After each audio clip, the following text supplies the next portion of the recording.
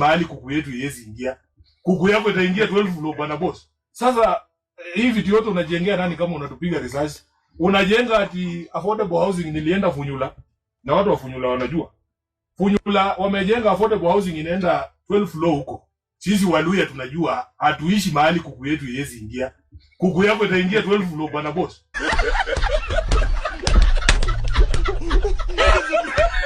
Number 2, unatupiga risasi ati kwa mguu na umetuweka 12 floor. Na hakuna lift kwa hizo nyumba. Unataka tupande na nini tujivurude mpaka 12 floor? Yaani unatuambia ati tusifanye affordable housing kwa sababu kuku haiwezi kupelekwa 17th floor. Yaani mnatubeba ufala kiasi gani my friends? Mimi niliwaeleza kuna watu hawana akili. Mtu anaongea hivi wako na akili kweli?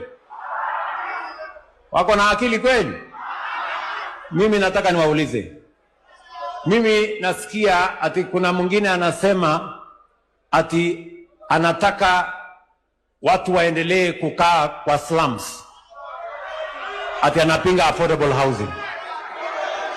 Ati wafanyabiashara wetu waendelee kuuza kwa matope, kwa mahali hakuna usafi, waendelee kuishi kwa jua, ati tusimamishe masoko ile tunajenga.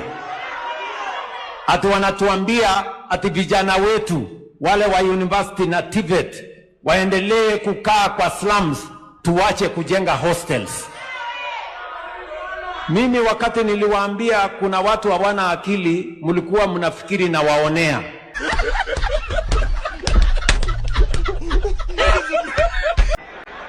Mtu ambaye anasema watu waendelee kukaa kwa slums, tuachane na affordable housing, hapo na akili?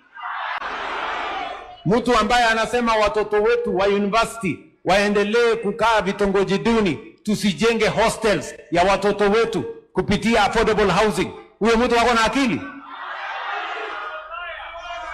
Mimi nawaeleza bana, mashindano hapa mbele itakuwa ni waziwazi. Tuko pamoja ama tuko pamoja? Ati hawa watu ndio wanashindana na mimi, shughuli. Ati hawa watu ndio wanashindana na mimi. Mtu ambaye anasema watu waendelee kukaa kwa slums, ati watu wa mama waendelee kuuza kwa jua, ati watoto wetu wa university na college waendelee kukaa vitongoji duni.